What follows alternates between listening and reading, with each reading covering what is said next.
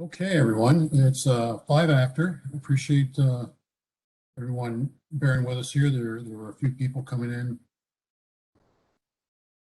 that we wanted to make sure they had the opportunity to get here before we started. So my name is Eric Neist. I work with Gannett Fleming. We are the engineer that's assisting New Hampshire DES on this important project here for these 4 dams in the Souhegan River Watershed. And I think before I get started, I'll just do a few logistics. On your screens, what you're seeing there is, I think first we have a presentation to share with you to help educate you about what this project is all about. And I think we'll hold all questions until the end. And if you do have a question in the middle, there is the ability for you to send us a chat. I think it's down in the lower right corner of your screen. You can hit the chat button there and type in your question to us, and we'll answer that at the end of the presentation. Also, there's the ability for you to view the panelists, and if you activate that panelist screen and hold your cursor over your name, you should be able to raise your hand. And when we see your hand raised, we can unmute you and allow you to, tell us your question or comment verbally. So with that being said, I'll get things started here. We are here to talk about the Souhegan River Supplemental Watershed Plan. These are 4 dams in the Souhegan River Watershed that New Hampshire DES is considering for rehabilitation. And we will here. We hope to accomplish today. We're going to go through a welcoming here. I'm going to let Jim Gallagher from New Hampshire DES give a brief introduction to the project. We want to cover the NRCS watershed planning process. Give a brief overview of the dams that are being rehabilitation. We'll talk briefly about the deficiencies that we know about at this point in time that are associated with those dams, talk about the project schedule, and then have an open discussion at the end. And that's what this meeting is really all about. We want to hear from you. We want to know if you have any concerns or anything that you want us to take into consideration as part of this planning study process. And that process is going to be described to you in detail here as we go through this presentation. So just so you know how we all fit into the planning process here. Here are the key players. The New Hampshire DES is the dam owner, and James Gallagher is going to speak to us here in a minute. Obviously, there are local sponsors, and Jim Gallagher is going to cover those. We also have New Hampshire NRCS provides technical support for this project, and Matt Brown is on the line with us from NRCS to cover that. And then on our side from Gannett Fleming, my name is Eric Neist. I'm the project manager. And we also have Kate Sharp, who's the deputy project manager, but also our lead NEPA and economist. And Kate will be speaking to you today also about the planning process. So with that, I think I'd like to turn it over to Jim Gallagher of New Hampshire DES and let him give you an overview of the project. Jim? Thanks, Eric. Thanks. Again, my name is Jim Gallagher. I'm chief of the Dam Bureau here at the Department of Environmental Services. We are the owner, DES is the owner of all the flood control dams that were built by NRCS, what was then the Soil Conservation Service. Now it's a Natural Resources Conservation Service, part of the Department of Agriculture. They built these flood control dams. We were one of the largest local sponsors. In accordance with this work plan that was developed in 1961, outlined 8 flood control structures, flood control dams, another 3 flood control dams with fish and wildlife development, and 2 water supply dams. Only one of those got built. The one for the town of Greenville. The town of Milford was going to build one and decided not to. The focus of this work that's going to get done underway is to look at alternatives for the rehabilitation of 3 of those 12 structures. We had, with funding that we received from the NRCS, we had assessments done, what we call phase 1 assessments done on all those structures. And these 3 were the ones that were the most efficient. And I'll explain that efficiency in a minute. And so with additional funding from NRCS, we are embarking on the Supplemental Watershed Plan. For us to do any rehabilitation on those projects, we have to supplement that plan that was developed in 1961. Identify alternatives, the rehabilitation alternatives for each of these 3 structures, as well as the environmental impacts of those rehab alternatives. And that's what we're getting underway with the scoping meeting today. Eric, you could next slide, please. Okay. So back in 1961, the local sponsors were not just the Department of Environmental Services, but included the Hillsborough County Soil Conservation District in New Hampshire and the Middlesex County Soil Conservation District in Massachusetts. Some of the Souhegan Watershed actually gets into Middlesex County of Massachusetts. It's either that New Hampshire Water Resources Board, well, that's the predecessor agency to the Department of Environmental Services. Back in 1987, the Department of Environmental Services was formed, and it was a grouping of some other independent water, air, waste agencies in the state. The Water Resources Board was formed, was folded into the Department of Environmental Services, and I'm not predecessor, I guess you could say, I mean, the successor of the director of the Water Resources Board as chief of the dam. Fish and Game Department, the Fish and Game Department was another sponsor. As I said, they were responsible for administering the fish and wildlife enhancements at 3 of our flood control sites. The town of Greenville was responsible for acquiring the land for Site 12A, which is their water supply. And the town of Milford was responsible for securing the lands for what was to be Site 16 that never get built.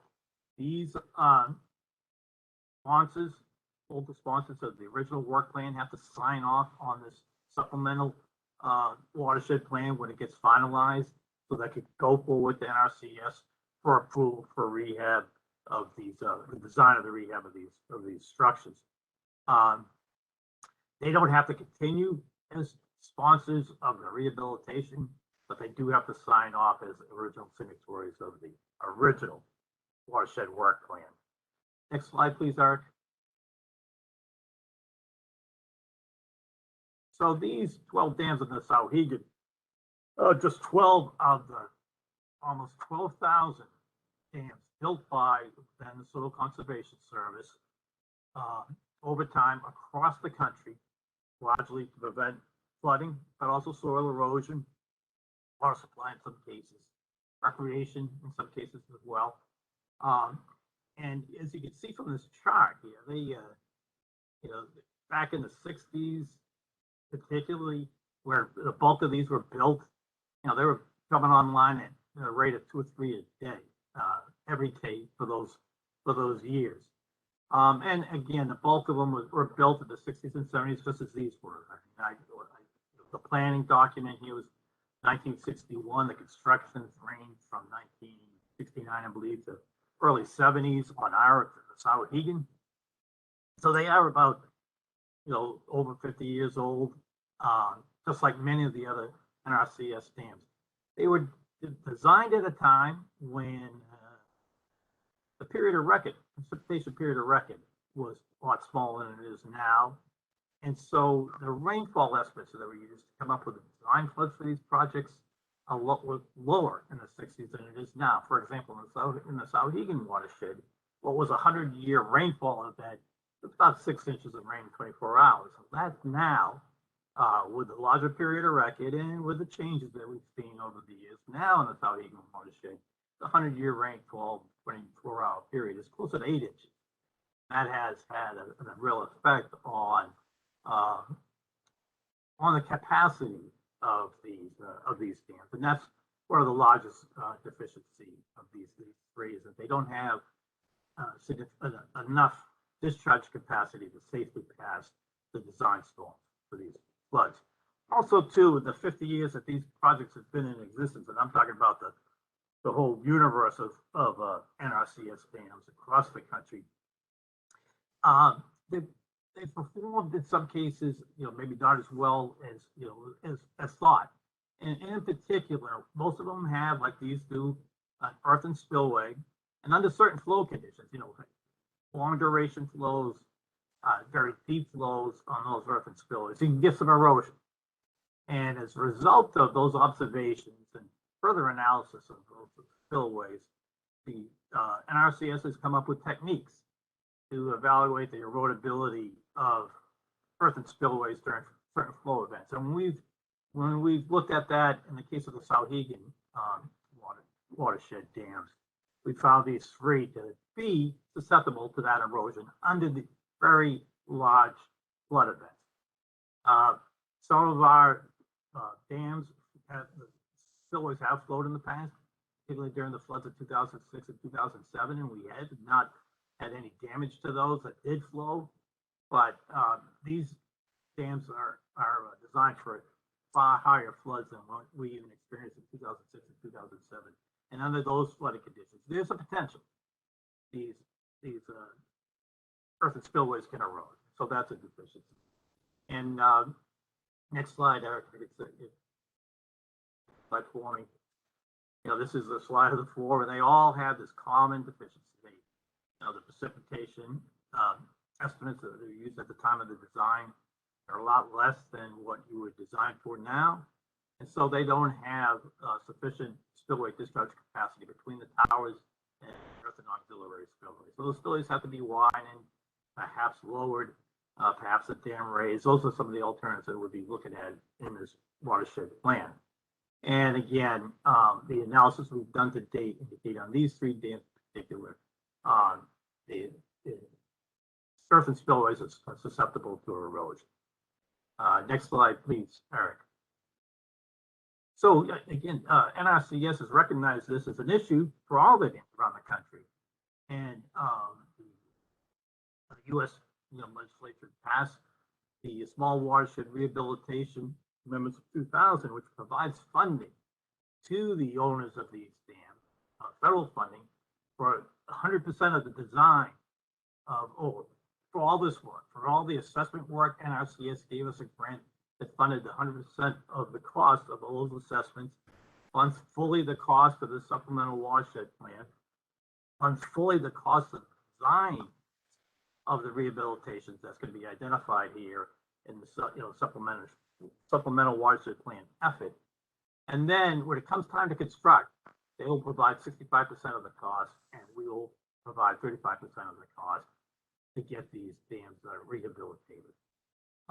And that, who is our state engineer for the Natural Resources Conservation Service, can explain to you a little bit better than I could certainly, this small watershed rehabilitation program. Matt, I'll turn it over to you.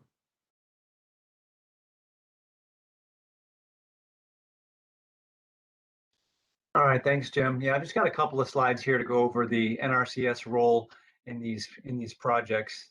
And I want to thank Jim and Eric for getting this project off the ground.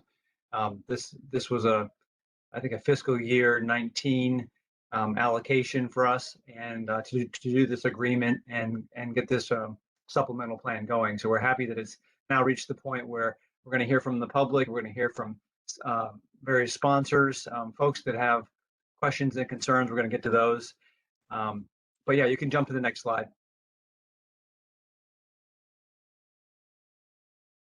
All right. Yeah, like Jim said, we've got thousands of aging dams, and we've got changing criteria, and we've got changing climate data. So that's what we're here to address, is how that's going to impact the Souhegan watershed and these four structures that were, like Jim said, identified as having some deficiencies. And we're going to put it through a planning process, which pretty much begins today. You can go to the next slide. Also, Jim alluded to in his graph that most of these were funded from public laws, and Those date back into the 50s and 60s. Generally, these are all small watershed dams. You shouldn't think of, Hoover Dam or anything like that. These are mainly less than a couple thousand acres of drainage, and we'll see that here in a minute when we go through each of the structures. But these are all reaching kind of the end of their design service life or close to it, which just means it's time to reevaluate them. We did the assessments in 2015, 2016. Now they're going to go through a planning process, possibly a design process, and then construction. So our timeline is looking like from this point out, over the next 4 to 5 years, we may get to construction. So that's our hope. Next slide. And we've got a couple of different, like I alluded to here, I guess I already covered this material, but we assess the conditions of our dams, then we do the planning, and then we do design. So for most of that, the way New Hampshire has done it is we have partnered with DES Dam Bureau, and then they have sought expertise in the private sector, like Gannon Fleming, to do this kind of work. And so that's likely to be same process we'll use for design, and then construction. We'll put it out to bid as potentially a federal contract. Next slide. This might be my last. I think both Eric and Jim have already covered material here, but we're trying to meet dam safety criteria that has sort of evolved, and it's evolved with sort of with the times, and it's also evolved with the use of these structures. Many of them have houses, businesses, and our dam assessments kind of uncovered the numbers there for how many folks are downstream of these Souhegan structures. And so that does kind of raise the profile of needing to do this work and just be, diligent about stewardship of these dams. Next slide. We've seen a few spillway flows. We've seen some erosion. This is a slide of an earthen spillway and what can happen. This dam wasn't breached. It's still there, but needed some work. We haven't seen this in New Hampshire. This is not a New Hampshire structure. This is probably somewhere in Oklahoma, judging from the red soils, or somewhere down south, perhaps. But we look at very large storm events and passing those through the principal spillway. We'll see some of the nomenclature here in just a minute of what how these dams are meant to function, and what we're really designing for. And I think Eric and his crew will go over that in a little bit. So let's go ahead and look at the next slide. We also always look at, and I think Eric's going to cover this, or Kate, that we look at a couple different alternatives, and we always get asked this question: do we look at removal? And yes, we do. So that's one of the alternatives we look at.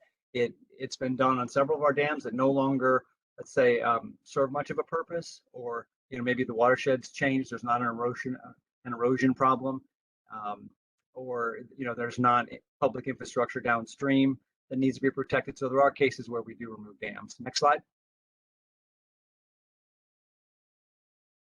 Jim covered this one pretty good. We do cost share on all of this planning.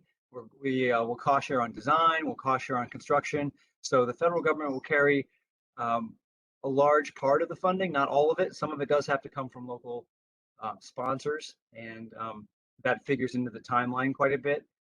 Some of these fixes can be quite expensive. They can range from maybe $1 million to $10 million, just depending on what needs to be done. So sometimes the construction and implementation is delayed by funding timeline. So that's just kind of the point of this slide. We do help, but we don't cover, as a federal agency, we don't cover all the costs. I think that's been pointed out. Next slide.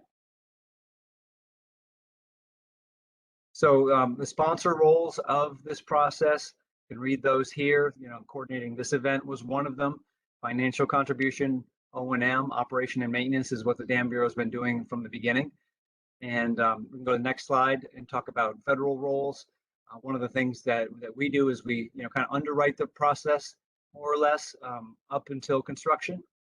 We also coordinate reviews with our national experts in a couple of different locations for consistency. All of our watershed plans and supplemental plans go to Little Rock, Arkansas for review. And we also show to a few other eyes at headquarters and a few other places. So that's one of our roles.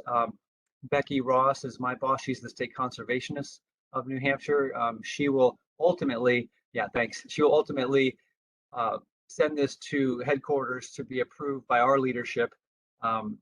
and authorize further funds for design and construction. So we can take comments at any time as NRCS, or you can send those to Jim or to Eric.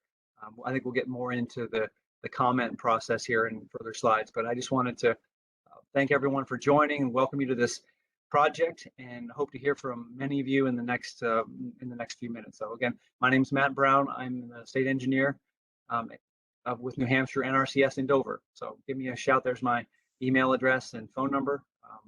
Can't come to our office right now. We're COVID closed, but you can reach out lots of other ways. So hope to hear from many of you. Thanks a lot. Thanks, Matt. And now I'd like to turn it over to Kate Sharp just to walk everyone through the NRCS watershed. Thanks, Eric. So yeah, and thanks, Matt. So as Eric mentioned, I just want to give a short overview of the watershed planning process. And I have the different steps up there on the screen. The first step, identifying problems and opportunities. Jim's already spoken about some of the deficiencies that the dam assessments turned up. The next step is to determine objectives, to look at what are we trying to accomplish in terms of flood protection and water supply over the next 50 plus years. So once we determine objectives, then we look at inventorying and analyzing resource data. And once all the data is collected, we start formulating alternatives. We move to evaluating and comparing the alternatives and selecting a preferred alternative. And at that point, as Matt mentioned, it goes into an NRCS approval phase at various levels of NRCS, and a funding request is submitted for design and construction. And once all the approvals and the funding is in place, then we get to the stage of being able to implement the plan and evaluate it to make sure it's doing what we wanted it to do. Next slide, Eric. So that's a pretty quick high-level overview of the watershed planning process. And I also wanted to give another just general overview of that the plan will also meet the requirements of the National Environmental Policy Act, also known as NEPA. A lot of you are probably familiar with NEPA, but if you're not, it's a 50-plus-year-old law that requires federal agencies to assess the environmental effects of their proposed actions before making decisions. And the rules for NEPA compliance are spelled out by the Federal Council on Environmental Quality. And then those compliance rules are supplemented by NRCS has their own set of agency NEPA procedures. We like to say that NEPA is really a process, or we think of it as an umbrella law that helps agencies comply with the many specific resource laws that are out there. And I have a few of them listed up on the screen. There's Section 106 of the National Historic Preservation Act that protects cultural and historic resources, Endangered Species Act, Clean Water, Clean Air Act, and other federal laws. And then NEPA also the process manages compliance with other federal regulations, executive orders with floodplain management, environmental justice, and other regulations as well. So the NRCS Watershed Program guidelines and the NEPA process, the overall intention is to really help public officials make decisions based on an understanding of what the environmental impacts might be, and also to provide an opportunity for resource agencies and the public to really participate in the decision-making process throughout every step of the process. Next slide, Eric. So the NEPA process kicks off with scoping, and I have a definition of scope up there on the screen. The scope of a project is the range of actions, alternatives, and impacts that are considered within a project. And the scoping process is used to identify watershed stakeholder concerns, regulatory agency input, what some of the environmental resource issues are, and even perhaps potential alternatives that could be studied, and certainly relevant laws and regulations. And so scoping is just another way to kind of think about the first few steps of the watershed planning process, where you're identifying problems and determining your objectives and starting to collect data. Watershed planning and NEPA really move hand in hand. Go ahead, Eric. So as part of scoping, what we need to do is identify resource concerns. And we divide resource concerns into two broad categories. We look at natural environment resources and we look at human environment resources. And the way we identify concerns is certainly speaking with regulatory agencies and reviewing published data and mapping that's out there. And especially for the natural environment, this usually means field work to get out there and see what kind of environmental resources are in the study area. And if you live near one of the dams, you might have seen our crews out there over the past couple of months starting to get an idea of what kind of environmental resources are out there in the study area. Go ahead, Eric. So the second broad category is the human environment. And so this might encompass things like public health and safety, where we look at who or what is at risk from a flood, look at are there any critical facilities like hospitals or schools that might be in the flood path. We look at future land use plans, what are the future land use plans for the area, where are areas of prime farmlands or special scenic areas. We look at things like environmental justice. Are there disadvantaged groups of people who could be affected by the project? We consider economic efficiency. You know, do the flood protection and the other types of benefits that are there for an alternative, do those outweigh the costs of implementing the alternative? And then we look at cultural and historic resources as well, and certainly identify any hazardous materials that might be in the area. Go ahead, Eric. So after we conclude the scoping process, we finalize the purpose and needs statement for the project. And that's why we're doing the project. So we have a pretty good draft or initial idea of, why we need to do the project. We know that we're going to need to meet current NRCS and New Hampshire safety regulations and dam engineering standards.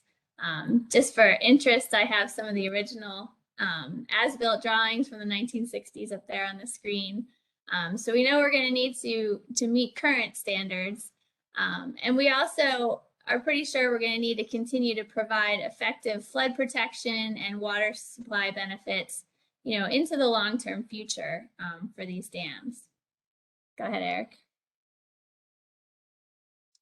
So after we finalize the purpose and needs statement, we'll start developing alternatives. And as I think Matt already alluded to, there are a number of required alternatives that we're going to need to consider, and then either retain them or dismiss them if they don't turn out to be practical or feasible for this set of circumstances. So the first category of alternative that we look at is the no action alternative, or the future without federal investment. And we look at that to consider what would the sponsor, what would Department of Environmental Services do in the absence of a federal cost share? How would they meet the safety need that is present on these dams, and how would they meet these deficiencies? This alternative is a good exercise as well to create a baseline to compare the other build alternatives or the other action alternatives against this baseline. And then we'll look at rehabilitation, where we look at extending the service life of these dams, meeting safety and performance standards into the long-term future. And we'll also consider non-structural alternatives. An example of a non-structural alternative might be flood proofing downstream or prohibiting development in a flood-prone area. And then, as Matt described, decommissioning or removing the dam as well. When you're working with a pretty highly developed downstream area like this, it's pretty unlikely that, a strictly non-structural alternative or decommissioning would be feasible to carry through the project. But these are all the alternatives that we do consider on every project. And so as we develop these alternatives and start evaluating them, we're going to look at which alternative is the most cost effective, which is preferred from an environmental or social standpoint, and which one is preferred from a local standpoint. What do watershed stakeholders want? And then, hopefully we reach a consensus and we're able to develop a solution for the future of these dams. And so I'll wrap up here with just some next steps. We're obviously here at the collect public and agency input step, and we'll be moving shortly into detailed engineering, environmental, and economic analyses. And once we pull all that information together, we'll be prepared to develop the draft watershed plan environmental assessment and make it available for public review and comment. And at that point, we'll come back and we'll have a public meeting very similar to this one to solicit comments on the draft plan. And once we do that and are able to incorporate those comments into the draft plan, then we'll reach the final watershed plan EA stage and our final decision. So that's kind of just an overview of how the process works. And I'll turn it over to Eric to talk a little bit more specifically about these dams. Yeah, thanks, Kate. What I'd like to do for the benefit of everyone on the call here who may or may not be familiar with these structures or how a flood control dam is intended to function, I thought I'd give you a little virtual tour of the 4 dams that are being considered for rehabilitation.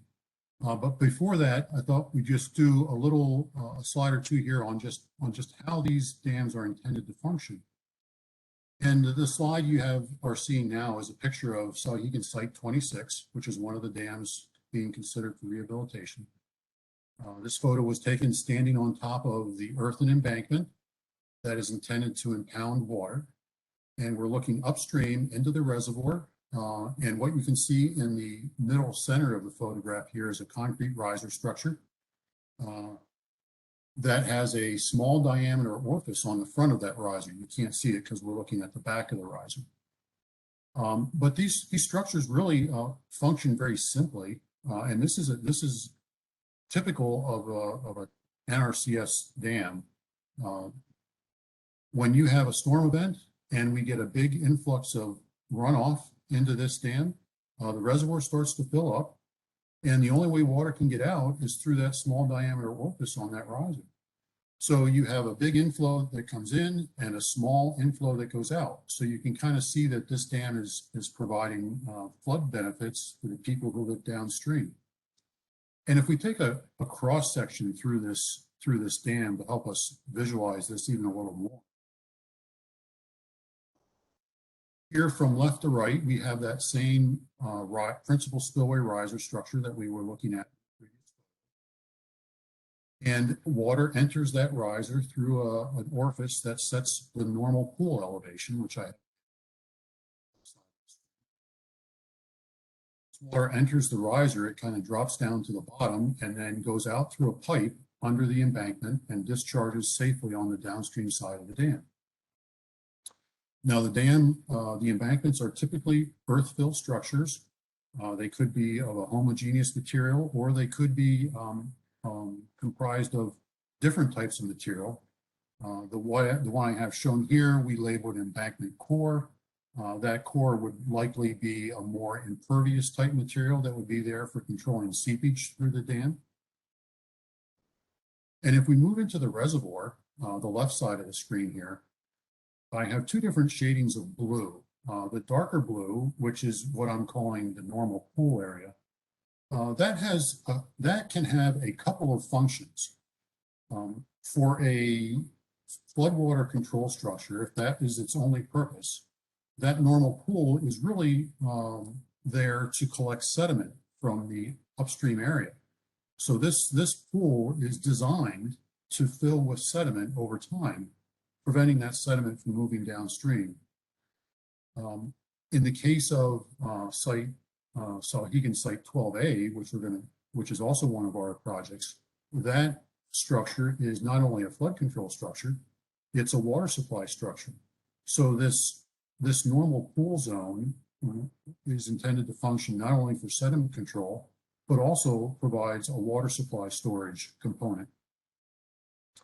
Now, above the normal pool, I have a lighter shading blue here. That's what we call the flood retarding volume or flood retarding zone. And this is when it rains and we get an influx of water. This is the zone of the reservoir that fills up with water and stores it there until it is slowly released through the riser structure. And that zone goes from normal pool all the way up to the auxiliary spillway crest. And this zone on most NRCS dams is designed to control the 100-year storm event.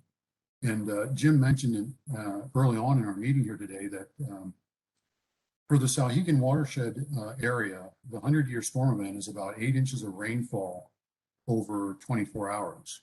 So that's an awful lot of water. And you can kind of visualize that, all that water being stored here, and the only thing that can get out of this reservoir is what fits through this small diameter pipe.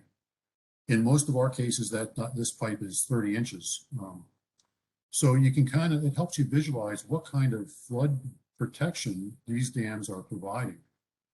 During an 8-inch rainfall event, we're only letting enough water out of here that can fit through a 30-inch pipe. Now, if we were to get a storm event bigger than the 100-year storm, then flow would go through the auxiliary spillway. And that auxiliary spillway is usually located off to the side of the dam. And that spillway needs to be designed to pass what we call the freeboard hydrograph event. And if we have a high hazard dam, that freeboard hydrograph event is really also referred to as the probable maximum flood. And in this area of the country, the probable maximum flood is generated from approximately 30 inches of rainfall over 24 hours. So that is a significant amount of water. And that's why it's called the probable maximum event. And it just goes to show what standard of care high hazard dam owners are held to. These dams need to be able to withstand the biggest storm event that Mother Nature can throw at us. And that storm event needs to be able to pass through the auxiliary spillway without overtopping the embankment crest. And Jim mentioned it, and I'll talk about it a little bit more later on, but that is one of the deficiencies that these dams have, is that they cannot pass that extreme storm event without overtopping. Now, I think it's kind of important to understand how all these dams function together. Any one of these dams by itself may not provide that much downstream flood protection, but when you put 13 of these structures throughout the watershed, they can provide some significant flood reductions. For the case of the four structures that we're interested in, or the 3 reservoirs really, site 12A,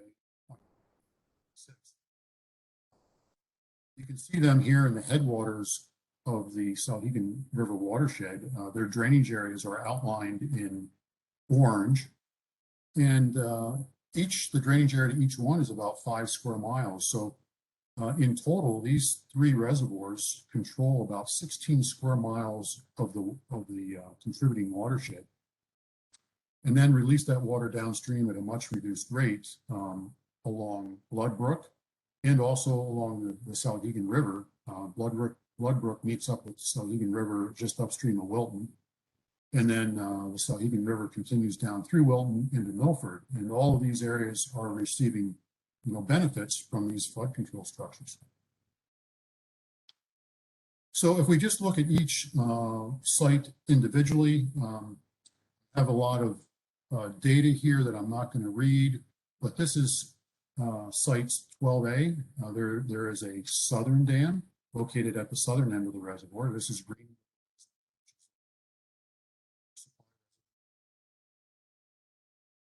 Main discharge from this reservoir is at the southern end.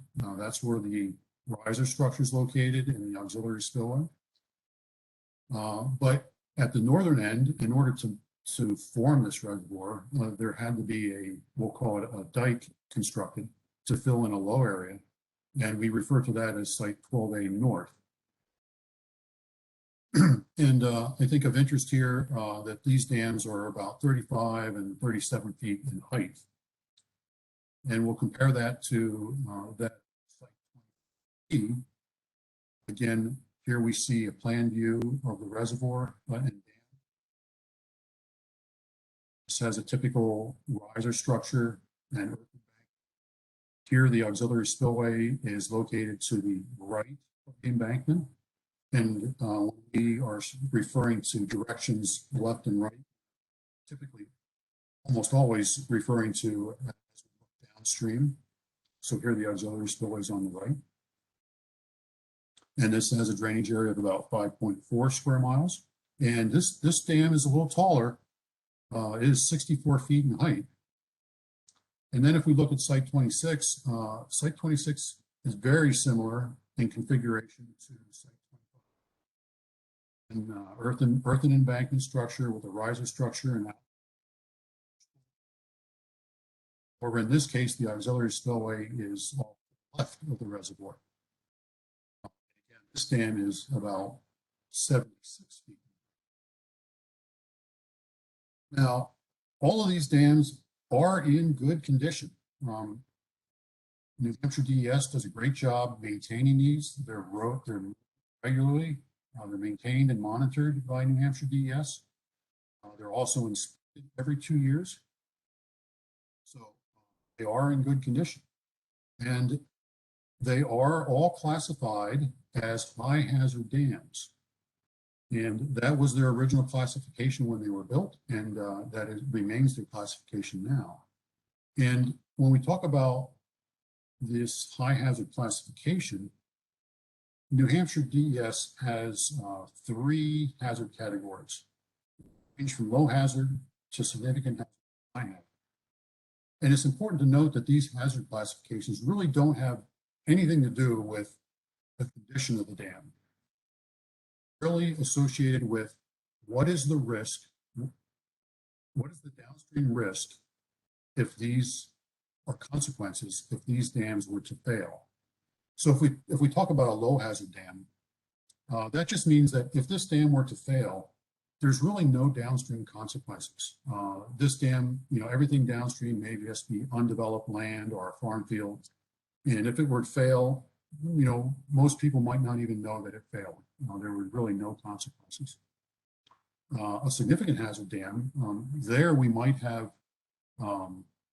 major impacts to outbuildings or roadways, and there may be environmental impacts from that failure. However, the significant thing to note here about a significant hazard dam is that there's no potential for possible loss of life. And that is what constitutes a high hazard dam.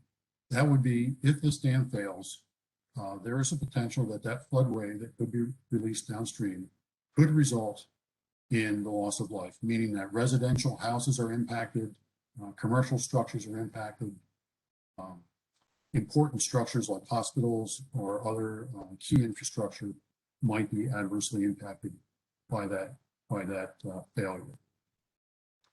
And like I mentioned, these dams were designed as high hazard dam back in the day. I think they were intended more for agricultural or protecting agricultural lands, but there was some development in the downstream watershed. And I'm sure over the last 50 years that residential type development has increased. So now at this point in time, there is probably more homes that would be in that inundation zone. And as Jim mentioned earlier, we did do a assessment of these dams back in 2016. And we looked at this very topic as part of those assessments. We looked at if these dams were to fail, what areas would be inundated downstream. And you're looking at a map here of the inundation zone for site 12. The dam is actually located in the bottom side of the story. And you see a lot of colors on this map as the stream traverses down toward Wilton and ultimately into Milford. The pink shading is the inundation zone with the water in the dam at the auxiliary spillway crest. And we call this the sunny day breach, meaning it's not raining. The dam is just sitting there with water at the auxiliary spillway and it would fail. And if it fails, this would be the inundation zone that we may expect. And you can see that as it makes its coloring, as it makes its way down through towards Wilton, the inundation zone is not very wide, and that's because the stream valley is very narrow here, so the water doesn't have anywhere to go to spread out. But once we get down into Milford, where the topography spreads out and is flatter, then all this water has the ability to spread out. So that's why you see more coverage down in Milford. The other shading that's shown on this map is a blue shading, and that's we look at what would happen if this dam were to fail during that extreme storm event that we talked about earlier. And that would be with the water elevation in the reservoir at the top of dam. So the blue shading would represent the inundation zone if the dam were to fail under those conditions. And I think that the important part here to take away from this, this figure is the text in the bottom right corner, that if this dam were to fail, there are potentially 239 residential dwelling units and 85 commercial structures that could experience flooding by at least 3 feet or more. And that a result of like that confirms that this is a high hazard dam. It confirms that there is a significant consequence if this structure were to fail. And I think that it just provides all that more justification that it's very important to give this dam a checkup and make sure that it's current with all design standards so that we reduce and minimize the risk of any failure ever happening. So I have slides here for each of the 3 dams, or each of the 4 dams, and they're all very similar. I'm not going to dwell on these. This is site 12 south. And you'll see in the bottom right corner, the text here, the number of dwelling units and commercial structures are nearly identical for all of these structures. So Bay South, it's 223 dwellings and 74 commercial structures. For 25B, 268 dwellings and 85 commercial structures. 26, 276 dwellings and 76.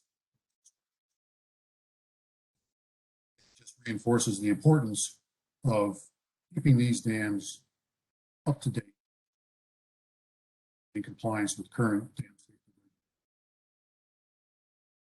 Now, Jim mentioned it earlier. The 2016 assessments did confirm that these dams have inadequate conveyance capacity.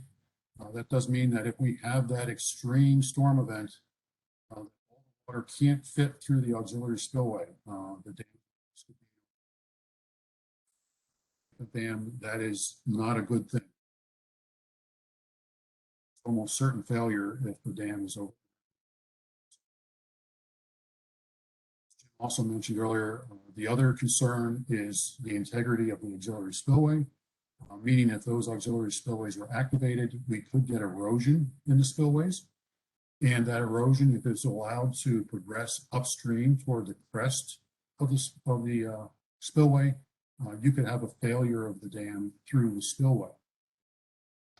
And I also have noted here ongoing investigations, because we are out there right now doing additional investigations to determine if there are any other concerns that should be incorporated into this planning study. We've had our geotech guys out there. They're doing additional borings to gain additional information on what this embankment is constructed out of and what it's built on. We've done visual inspections of the dam and video inspections of the principal spillway conduits and tow drains. So right now we're in a fact-finding, data gathering mode of the planning study. And then we'll take all that information eventually and start to develop recommendations for how to fix these structures. So I think I've already touched on this, reasons for rehabilitation. Really, rehabilitation means the completion of all work necessary to extend the service life of the dam and to meet current safety and performance standards. You know, these dams are all now over 50 years old, and it's just a good time to give them basically a checkup. It's kind of like going to the doctor and give them a good checkup so we can see more known deficiencies, and then we want to get those deficiencies taken care of. So as far as a schedule, we're currently very early in the project. This is phase one, where we're just identifying problems, doing engineering studies, and determining what our environmental resources are. So this is all scheduled to go through May of 2022.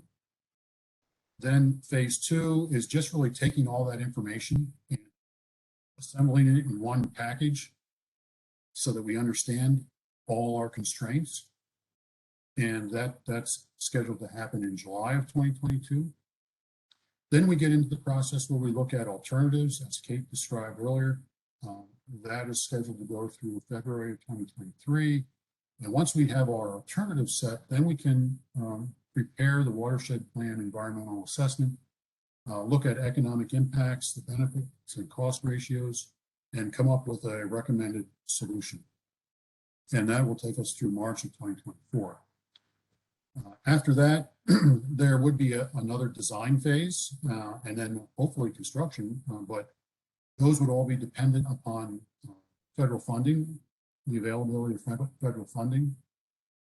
So that's, you know, a little vague and a little far out in the future, but the design phase I would not expect, I would not be surprised if it took at least a year to go through that. And I would say typically a construction for this type of project, depending on what the scope of the work is, could be done in one construction season.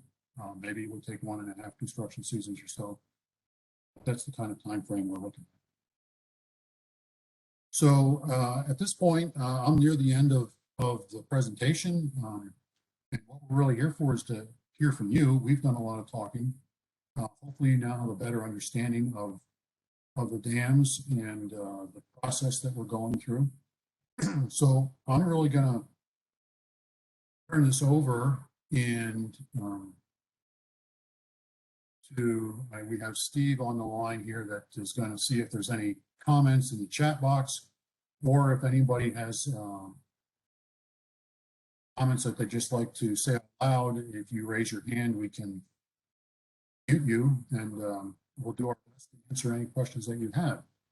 You can also send any comments to us, to any one of these three people listed here. I'm on the bottom, Eric East from Gannett Plumbing. I would at minimum copy me, but you're free to copy Matt Brown and James Gallagher as well. And any comments that we get, we'll take into consideration as we move through this process.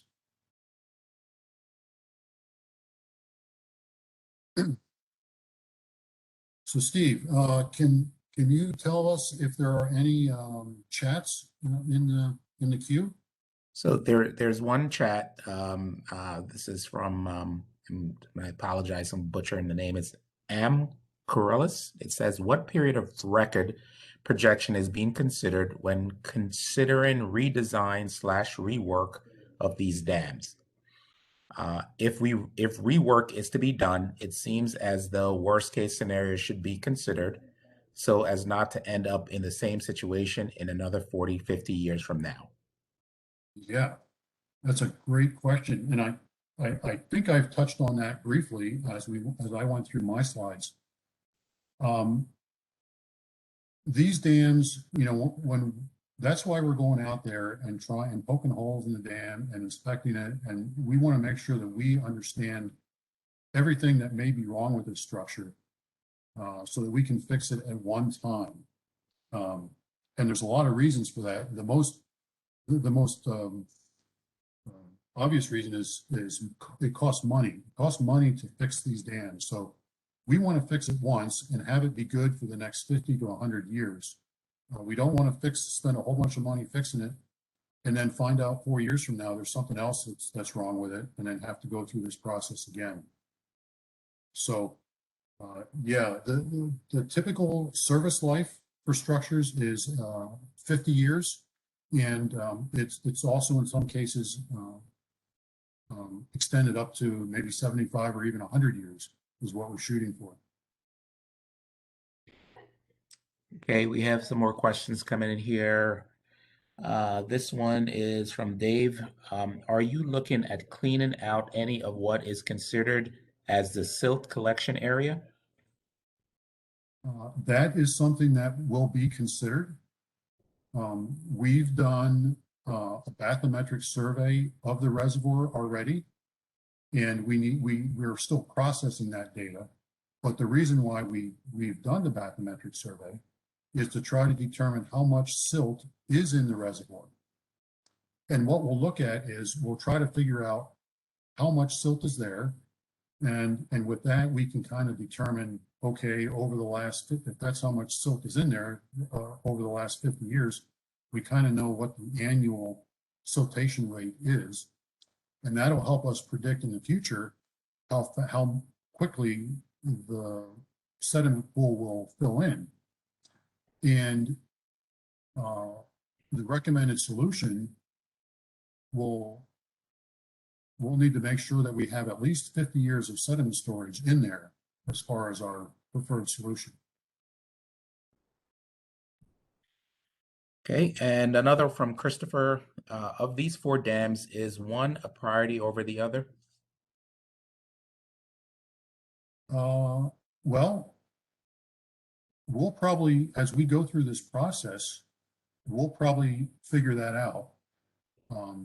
You know, as part of all these investigations that we're doing, it may become clear that one dam has many more deficiencies than another, and that might be reason to prioritize fixing that dam first. Yes, at this point we don't know that which one it is, but we should be able to have a better handle on that as we move through this process. Okay, another question from Kathy here. Are improvements to fish travel being considered?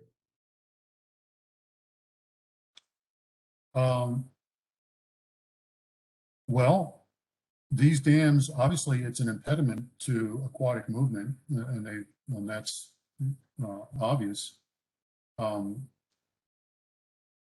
Typically, I would say no, other than the planning process does include have us look at decommissioning the dam, and we would have to determine whether or not decommissioning is economically viable, you know, because now if we decommission the dam, it's no longer providing that flood protection to people downstream. So you would have to look at the cost of then flood proofing all those people downstream because the dam is no longer there. And oftentimes what we find is that those kind of costs are exorbitant, and it's hard to justify taking the dam away. So in that case, you know, the dam would stay and fish passage would still not be provided.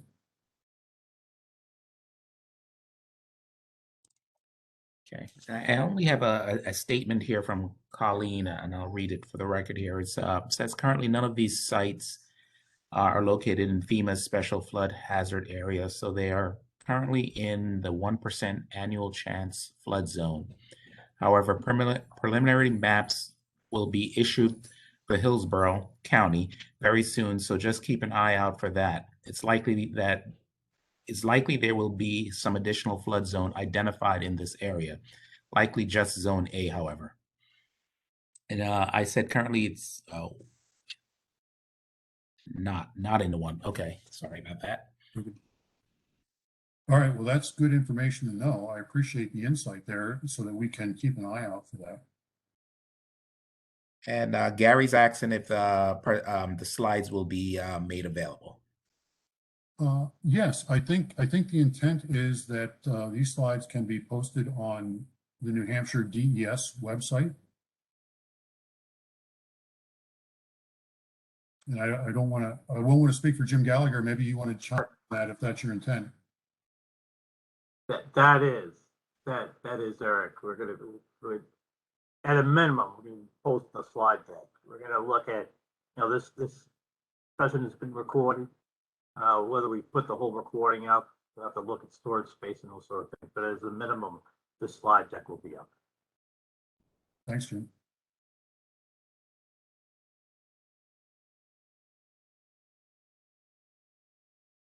That was all the question that was in the chat area. Okay, okay.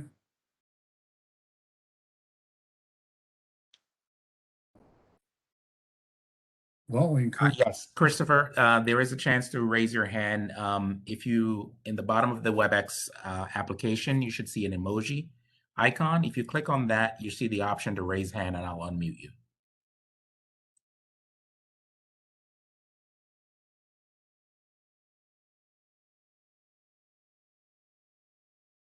Okay, I will be unmuting Christopher now. Okay. Christopher, you're live. My middle name, which is Wayne. I don't know if this is the venue for this, but I just wanted to point out that the in-stream flow program has a big interest in Site 12A structures to be used both as a flood control facility, as a water supply, and as a source of water for managing stream flow in the Souhegan. One of our concepts was to raise the water level in that impoundment by 2 feet in order to not impinge on Greenville's water supply. So what we are looking at here is a range of flows depending on 2 other flood control dams upstream that aren't part of this study, Site 19 and Site 35. Whether those are available or not would mean that we would add or reduce the amount of water that we would try to get out of Site 12A until such a point as those other 2 dams have outlet structures that can be managed. But the Site 12A operation from the perspective of the in-stream flow program in New Hampshire DES would be to raise the water level to avoid impacting Greenville's water supply and be able to release that water. So an outlet structure would be something that we would be interested in having, and we would be worried, or not worried, I guess one of the questions that we had asked and I thought had been answered to some degree was whether or not raising the impoundment level 2 feet would have a negative impact on the structure of the dam itself. I understand the core in the South Dam is not, I guess, either existing or not as tall as the core in the North Dam. So that was something that was discussed a number of years ago when we first started discussing this with NRCS to apply management on the Souhegan River. So there's probably a lot of details that I'm leaving out here, but I thought I'd just put that on the radar screen, hoping that this is the venue for at least getting that notice up. No, this is the ideal place to bring that up, and I'm glad you did. And I think we'd like something from you in writing also, that so that we don't misquote you at all.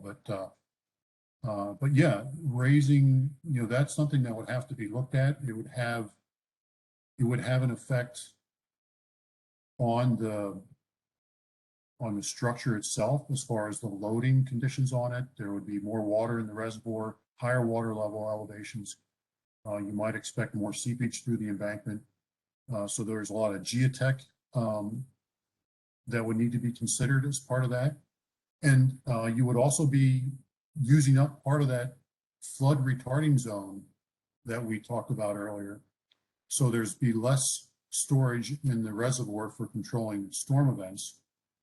So you would have to look at how that impacts the performance of the dam and passing flow, and whether or not that would cause increased water levels in the reservoir, and it may mean we need to raise the auxiliary spillway, or maybe even raise the top of dam. Right, I expected it might mean something for the design of the spillway, but also I was thinking that it might mean that we try to include in that retrofitting of the outlet structure, that's the normal outlet structure, add to that a telemetry management, like an electronic gates basically, so that Dam Bureau can, in the event of a hurricane or some other storm coming through, start the process of letting some of that water go downstream. We don't need that water generally. Anytime there's a lot of water available, we're only concerned with having it when there's low flows. So if there's a hurricane coming up the coast, then we're perfectly happy with letting that 2 feet of water pass through earlier than the storm. Yeah, all great great comments and great things to consider. So yeah, we would want to know exactly those things so that we can evaluate them and determine if those type of things could be incorporated into the ultimate fix here. I'm already drafting the letter. Yeah, terrific.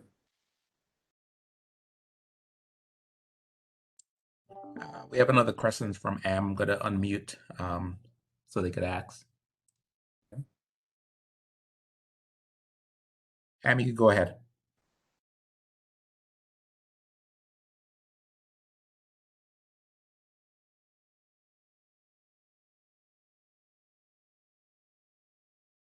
Okay, their question in the group in the chat here says the decision is not either decommissioning the dam and allowing aquatic movement or keep the dam and impede aquatic movement. At least in my lay person understanding, there's a dam which have been designed to allow for fish migration and movement, haven't there? Well, there are definitely fish passage structures that help fish get around dams. Yes, I mean those things do exist. And I think Gene has a question. Maybe I can ask that to either Jim or Matt Brown about how fish passage is typically dealt with during these planning studies.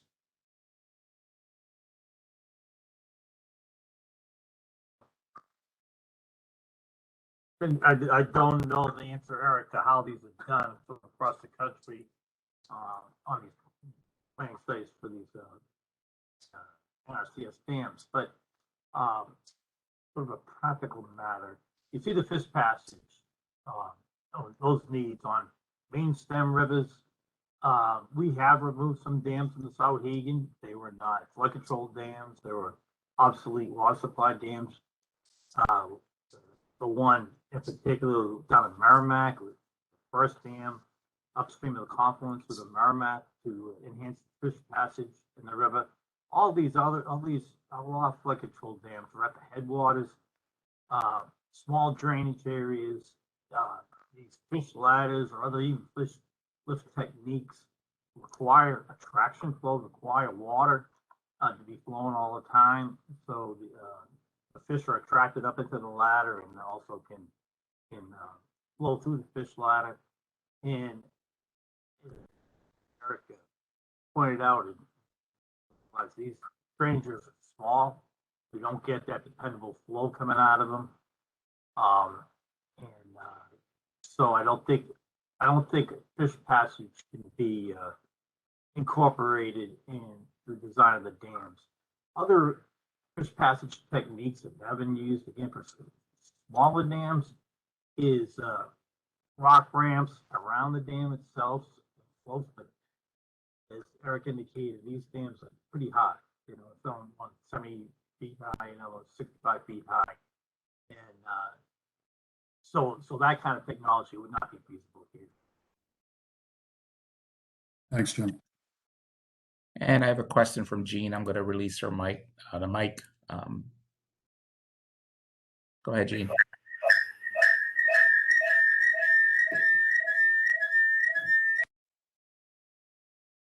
Sorry, that was feedback from Jean. Let me look for her. The question here is, okay, is part of your study going to consider data collection from associated wetlands? How will you develop a plan that include durability for continued changes to climate? Well, I can answer the first part. And we are, as part of this planning process, we've already done this. We've sent our environmental scientists out into the field to look throughout that study area. And if you received our information packet in the mail, you saw these dams, and I think we had a yellow line drawn around all the dams. That yellow line represented our study area boundary. It doesn't mean that we're doing work in all those areas, but we just basically drew a conservative line around the dam, and which we felt would encompass just about anything that we might do at these dams. So within that study area boundary, we are looking for wetlands, threatened and endangered species, waterways, and all of our cultural resources information. So we will know all that here very shortly, and that's good information for us to have, because as we start looking into our alternatives, then we can tailor our alternatives to try to avoid those environmental resources. Or if we can't avoid them entirely, hopefully we can at least minimize our impacts to, wetlands and other resources like that.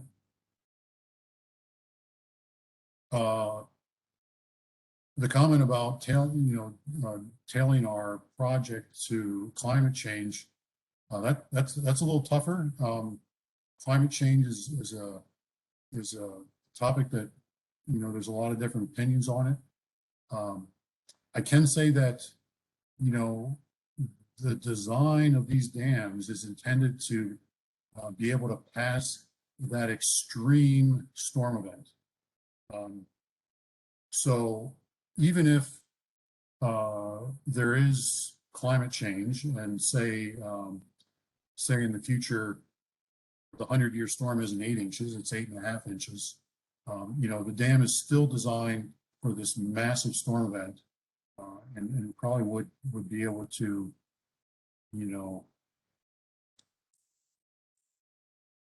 still work for any changes to those smaller storm events. So I don't know if that exactly answers your question, but Okay, and I have David with his hands up. I'm going to open his mic. David, you go ahead. Historical resources. I just wanted to point out that all 4 of the dams are over 50 years old. So just based on that criterion alone, they could be eligible for a National Register listing. And I guess my question is, who among the group would be responsible for preparing a request for project review through our office? And I'd like to encourage whoever that is to start early. You don't have to wait for the design stage before we can start consultation. In fact, we kind of recommend earlier involvement.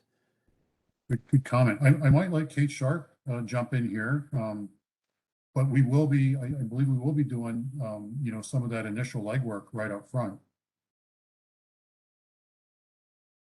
Yeah, thanks, Eric. That's right. Yeah, actually, David, we're in the process of preparing letters, or they may even have been sent, I think, in this past week. Just for an initial consultation on the cultural resources that may be present.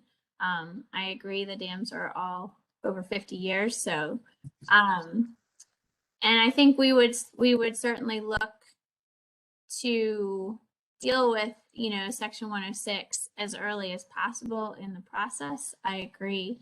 And we will have cultural resource experts who will be evaluating those different potential resources and then bringing those to your attention for review. And I have a question from Philip here. He says, the reservoir has been closed since construction for any form of recreation. Will this be reviewed? If I could answer that, these sites, we don't encourage recreation. We don't prohibit it in a lot of places. Some places where we have had some difficulties with illicit activities. We've heated off and try to discourage it, but we can't really.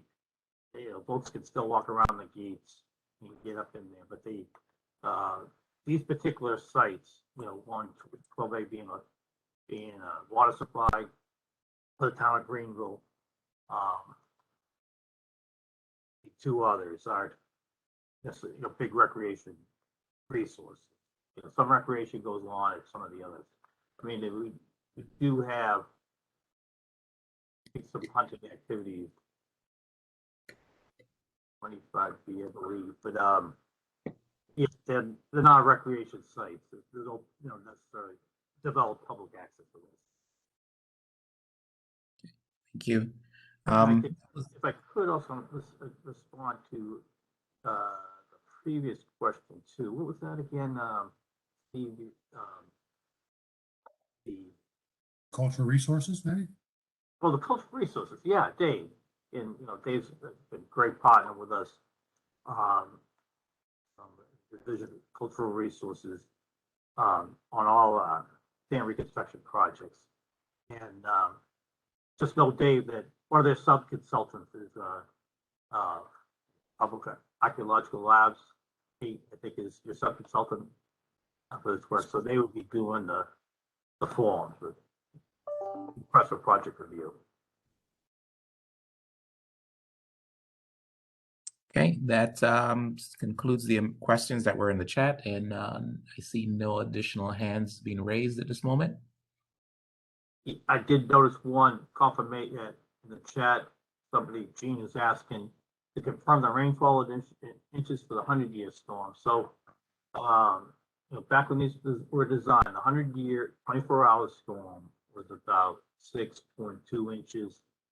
Now, using current criteria, it's 7.85 inches for 24 hours storm with a 100-year for 1% chance of happening each year. And that's also the Waterman, and I'm glad Mr. Waterman was able to get on. We talked about the you know, how easy it might be to get on this webinar. I'm glad to see he was able to. And he was saying that, and I think they're absolutely right. The level of like 12 was raised 2 feet. Nothing else was done, then it would definitely increase the frequency of that auxiliary spillway being used, and that's an issue. So Wayne indicated in his comment, one of the things we were looking at is raising the pool to preserve Greenville storage, because Greenville actually needs storage. I think in that permanent impoundment, there may be enough volume already to satisfy the city of Greenville or the town of Greenville water supply needs without raising. So that's something we'll be looking at part of this study.